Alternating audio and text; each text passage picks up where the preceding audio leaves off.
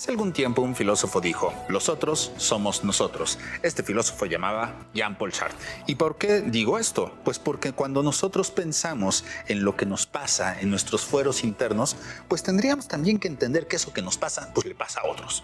Para ello, pues luego la música, el arte, sirve para darnos pistas de qué es lo que sienten las otras personas. En otras palabras, si a ti te gusta el reggaetón y te gusta bailar y sientes cosas muy locochonas, pues es muy probable que al otro también le guste y que también sienta cosas muy locochonas. Para eso, pues en esta semana he invitado a alguien bien interesante, pues para platicar de música y filosofía. Pero no solo eso, en nuestras otras cápsulas pues vamos a tener un montón de ciencia, un montón de arte y un montón de Puebla. Como pueden ver tras de mí, pues tengo al centro de la ciudad de Puebla. Tan hermoso él, tan bello, que si usted es una poblana o un poblano que ama a esta ciudad y a este estado, pues se dará cuenta que pues es sumamente bello. Por eso les pido que se queden con nosotros en Ciencia Aplicada y que se queden con todo lo que está atrás de mí. Un buen día de hace un par de siglos, el botánico Robert Brown encontró una gota de agua atrapada dentro de un pedazo de cuarzo. Al observarla con el microscopio se dio cuenta que había partículas muy pequeñas dentro de la gota que se movían sin parar en movimientos irregulares. Ese mismo movimiento puede ser observado cuando en la sala de cine logramos ver partículas de polvo a través del rayo de luz que viene del proyector. Pero también puede ser usado para modelar la fluctuación de los precios en el mercado de valores. Yo soy Belén Carvente, acompáñame hoy a dialogar sobre qué es y para qué sirve la econofísica aquí en Puebla Científica.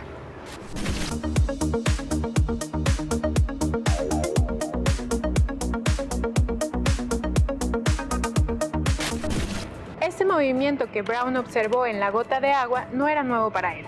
Ya había visto algo semejante en sus experimentos de polen en agua. Pero este segundo experimento descartaba por completo la hipótesis de que el fenómeno tenía una explicación que provenía de la vitalidad del propio polen. Quizá debía ser un fenómeno físico y no biológico. Aunque fue Einstein hasta 1905 quien logró describir matemáticamente el fenómeno, el movimiento se nombra browniano en honor del primero en observarlo. La hipótesis de Einstein explicaba que si tenemos partículas suspendidas dentro de un solvente, estas chocarán con una fuerza y dirección completamente aleatoria. Y sorprendentemente, la expresión matemática que describe la probabilidad de desplazamiento de las partículas en este escenario es la misma que propuso el matemático Louis Bachelier en su tesis doctoral para modelar la fluctuación de los precios 5 años antes. Justamente de eso se trata la econofísica, una actividad de los y las científicas que intentan resolver problemas en economía y finanzas poniendo a prueba aproximaciones provenientes de las ciencias físicas. Desde la década de los 90 comenzaron a surgir diversas propuestas para analizar y modelar los mercados financieros desde la econofísica, como el modelo de Mantegna, quien a través de la geometría de Mandelbrot descubrió que la dinámica de los precios en diferentes tiempos tiene una propiedad de autosimilitud o fractalidad. Otra de las personas pioneras en econofísica es Viktor Yakovenko, con su trabajo La mecánica estadística del dinero, en donde el físico plantea un principio de conservación de la riqueza, la cual podría estar comportándose de la misma manera en que lo hacen los átomos. Por lo que desde este punto de vista de la mecánica estadística, una distribución equitativa de los ingresos entre la población es tan probable como que todo el aire de tu alrededor se volcara ahora mismo en una taza vacía de café. La mecánica estadística es una parte de la física que describe el comportamiento de un sistema físico macroscópico, como el aire dentro de una taza, a partir de ciertas ideas sobre las partículas que lo conforman, como los átomos de los gases que conforman ese aire, mediante la teoría de la probabilidad. Esta descripción se codifica a través de expresiones matemáticas llamadas distribuciones de probabilidad. Bien, pues también a través de este tipo de distribuciones podemos caracterizar los ingresos en un país, donde encontraremos muchas personas que ganan casi nada, unos pocos que ganan mucho, y en medio, una función que cae exponencialmente a medida que aumenta el ingreso. Esta distribución nos describe a todos, excepto aquella población que representa al 3% más rico del mundo. Para ese porcentaje de la población que conforma a las personas más ricas del mundo, se tiene una distribución que sigue una ley potencial y no exponencial, que logra explicar cómo las diferencias en los ingresos es aún más marcada entre los millonarios y los multimillonarios. El argumento se basa en la teoría cinética de los gases, en la que los y las físicas se preguntaron por la distribución más probable que siguen las energías de las partículas dentro de un gas. Si lo tratamos de resolver a partir de determinar exactamente lo que hace cada partícula, parece una hazaña imposible. Pero si solo contamos las formas en las que la energía total del gas se puede repartir entre las partículas, una forma de medir la llamada entropía, resulta que la distribución de energía más probable será una exponencial, donde habrá muchas moléculas de baja energía y solo pocas con alta energía. Yakovenko usa el mismo razonamiento en la distribución de los ingresos. Supongamos que contamos con 500 millones de pesos y los dividimos entre 10.000 personas. Solo hay una manera de darles a todos partes iguales de 50.000 pesos, de forma que si las ganancias se distribuyen al azar, la igualdad se convierte en algo fundamentalmente improbable. Pero hay innumerables formas de dar mucho dinero a unas pocas personas y a otras poco o nada, y la mayoría de estas formas producen una distribución exponencial de los ingresos, incluso si se comenzara a repartir el ingreso con patrones iniciales muy distintos. La entropía aquí tiende a la desigualdad natural, la distribución exponencial en donde hay muchas personas con pocos recursos y muy pocas con muchas riquezas. Sin embargo, hay que tomar en cuenta que la economía es un modelo que se realimenta de forma constante y recursiva, y los modelos deben readaptarse continuamente a las nuevas realidades, incluso cuando ya existe un modelo que funciona bien. Por el momento, este modelo estadístico de la distribución de las riquezas proporciona una de las teorías más cercanas a la realidad en materia de economía.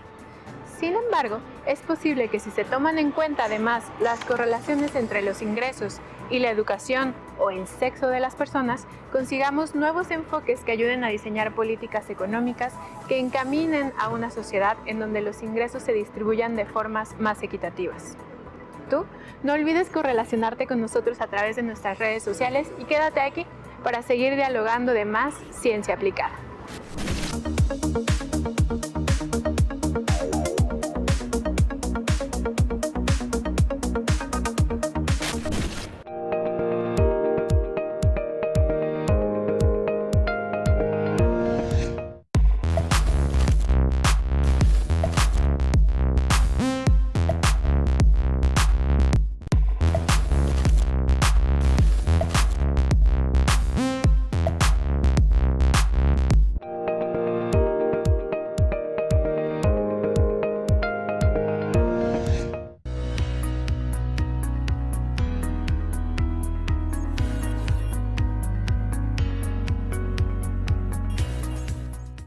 Hola gente, mi nombre es Daniel Anaya y como pueden ver seguimos aquí en el Hotel Noble, está bien bonito y tengo la fortuna de echar el chisme con una super filósofa. Ella nos va a estar contando los caminos de la vida, de las filosofías o de la filosofía, no lo sé, por eso la tengo aquí. Ella se llama Marisol y lo primero que le quiero preguntar es ¿cómo te encuentras el día de hoy? Hola, Marisol? muy bien, gracias, muy contenta de estar aquí contigo. No, a mí me da un montón de gusto que hayas venido y pues cuéntanos todo el chisme. ¿Cómo llegaste a esto llamado filosofía? Oh, muy bien, bueno, pues yo soy Marisol Hernández Rodríguez, yo soy de la Ciudad de México y bueno, pues yo ahí tuve la fortuna de pues tomar clases en un colegio de bachilleres. Tuve un profesor que pues fue bastante importante dentro de mi formación porque le interesaba mucho que leyéramos, ¿no? Y fue como el primer profesor que nos acercó a lecturas ya un poco más complejas. Fue importante para mí, pero decidí estudiar diseño gráfico.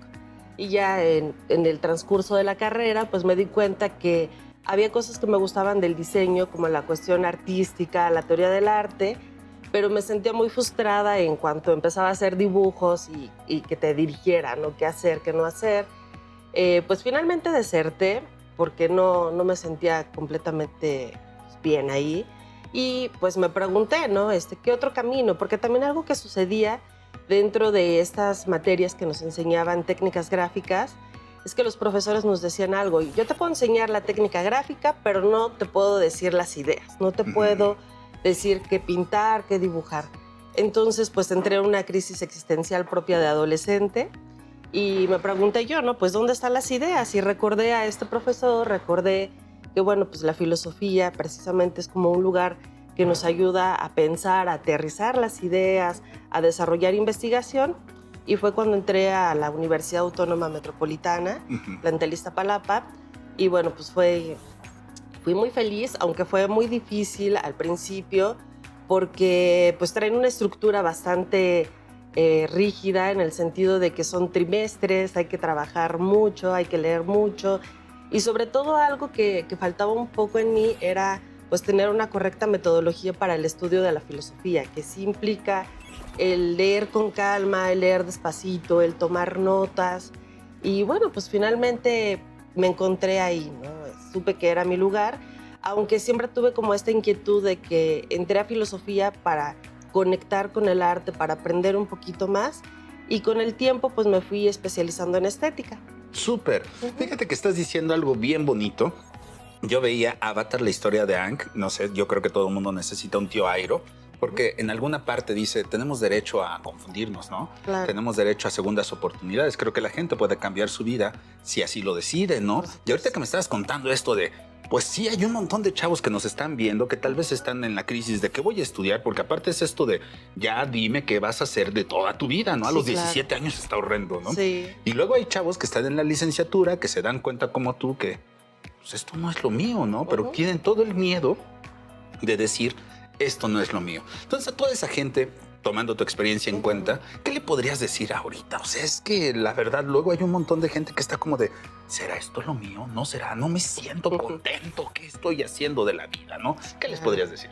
Bueno, pues yo diría que hay que hacer un alto, como pensar realmente qué es lo que te gusta, qué cosas también se te facilitan, qué cosas te llenan.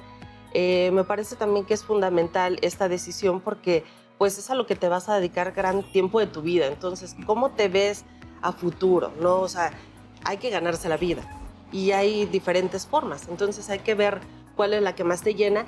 Obviamente en un principio, pues los papás suelen tener como un pensamiento más enfocado hacia tener un trabajo productivo de 8 horas y como reconocido socialmente, ¿no?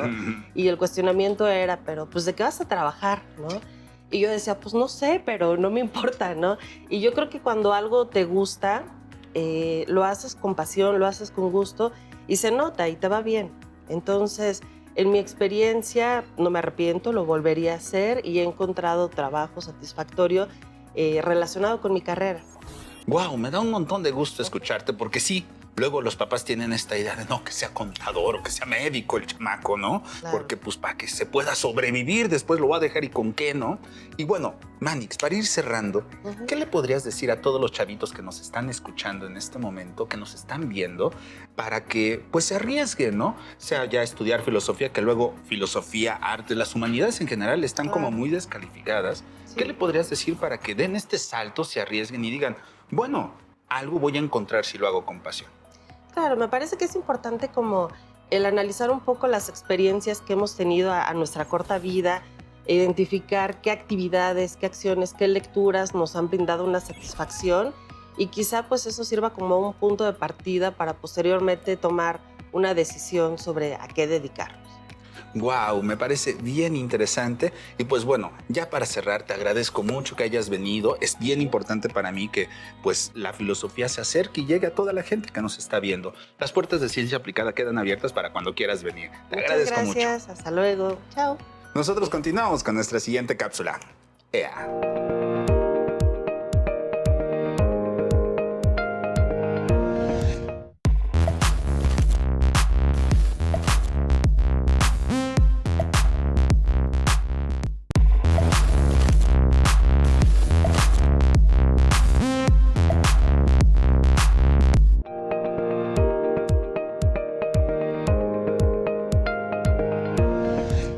Angie, ya que la semana pasada hablamos de la impresionante Catedral de Puebla, ¿qué te parece si hoy platicamos del archivo que está en resguardo en su interior?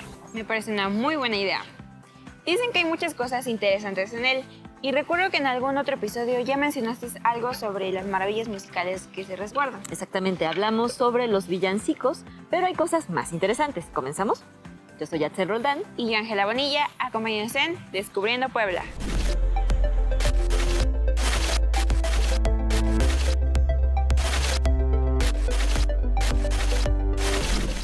Como se mencionó en el episodio anterior, la Catedral de Puebla es la sede del prelado y del cabildo eclesiástico cuya finalidad es la celebración de la liturgia con mayor solemnidad.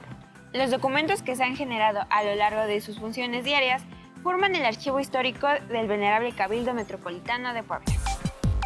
Los orígenes del cabildo eclesiástico se identifican en la Europa de la Edad Media y llegó a nuestro país durante el virreinato con los conquistadores españoles. Este grupo colegial ha pervivido en nuestra ciudad por más de 4 siglos, que es el tiempo aproximado que tiene de vida el archivo histórico del venerable Cabildo Metropolitano de Puebla. Este fue rescatado y organizado por la Asociación ADAVI, cuyas siglas significan Apoyo al Desarrollo de Archivos y Bibliotecas de México. El Cabildo Poblano está relacionado con la diócesis de Tlaxcala, establecido por el Papa Clemente VII por una bula publicada el 13 de octubre de 1525.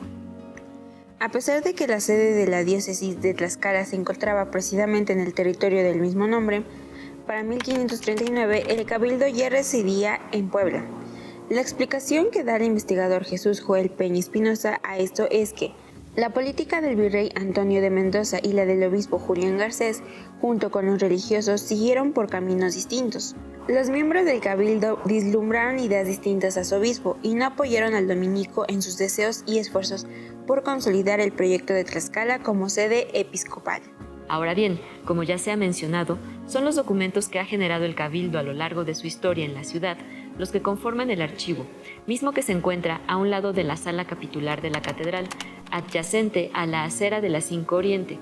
Es un espacio rectangular de 4.30 metros de ancho por 8.50 metros de largo. Su techo aún conserva las vigas de madera. Sus muros son de cantera y mampostería de argamasa con cal y losa en el piso.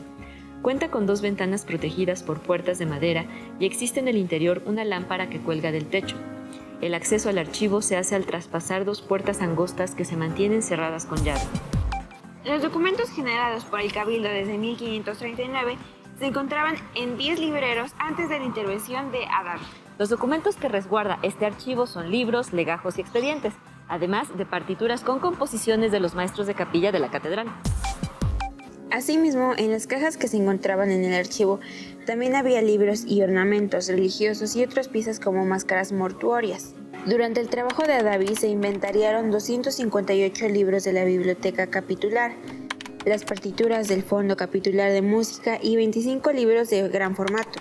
Entre los libros se encontró un incunable. Este es un libro impreso en el siglo XVI en Colonia, Alemania.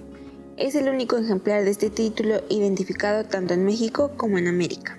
El total de piezas documentales que resguarda el archivo son 2.093, repartidas en 763 libros, 1.111 legajos y 216 expedientes que van de 1539 a 1993.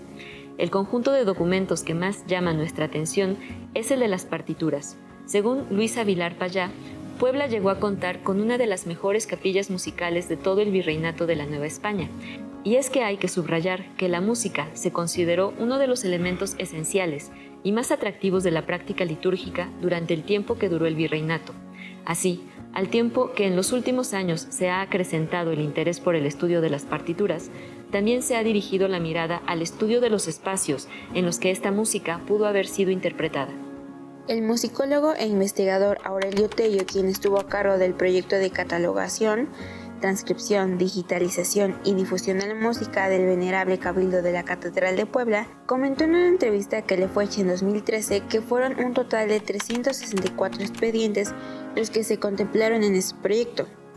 Estos reunieron 1.569 obras musicales realizadas desde el siglo XVI hasta el XIX. Ellas representan a la mayoría de músicos y maestros de la capilla de la catedral, desde Frutos de Castillo hasta José Manuel Plata. El musicólogo Aurelio Tello afirma que el acervo musical catedralicio coloca a Puebla como la primera ciudad de corte renacentista que tuvo una catedral y una capilla de música a la altura de cualquiera de Europa. Además, como ya se ha comentado, de las 8 catedrales del periodo virreinal, la de Puebla tuvo una gran calidad en cuanto a sus compositores o maestros de capilla y a su música. En el proyecto dirigido por Aurelio Tello se obtuvieron 33.000 imágenes y buena parte del repertorio que se catalogó, transcribió y digitalizó corresponde a música litúrgica que se cantaba en los responsorios de catedral. Un responsorio se define como una serie de versos y respuestas, usualmente tomadas de la Biblia, que varían de acuerdo a la fiesta o temporada. Los responsorios se dividen en 2 tipos, los que ocurren en la misa y los que se usan en el oficio divino, el cual solo comprende la recitación de ciertas oraciones y no incluye la misa ni otras celebraciones religiosas. Recientemente, el investigador Jorge Morenos, quien se ha especializado en el estudio de la huella musical prehispánica, basado especialmente en el son huasteco, ha rastreado esta influencia prehispánica en los cantos novohispanos y para ello estudió uno de los villancicos escritos en náhuatl, compuesto por el maestro de capilla Gaspar Fernández y que precisamente se conserva en el archivo del venerable Cabildo de la Catedral de Puebla. Gaspar Fernández llegó a Puebla en 1609. Fue maestro de capilla durante 24 años y entre 1609 y 1616 compuso 300 obras religiosas populares, sobre todo en español. Sin embargo, Xicochiconetzintle es uno de los pocos villancicos escritos en náhuatl. Era una canción de cuna catalogada como polifónica, escrita para ser interpretada a 5 voces. Es esta peculiaridad de la quinta voz la que ha hecho que musicólogos e historiadores tengan la hipótesis de haber hallado una especie de huella musical heredada de las tradiciones musicales prehispánicas que, como sabemos, se difuminaron después de la conquista. Al parecer, las melodías de algunas tradiciones prehispánicas tenían escalas musicales descendentes y no mantenían notas elevadas, sino que variaban de manera constante. La quinta voz en Xicochiconetzintle tiene esta característica, inusual en la música europea.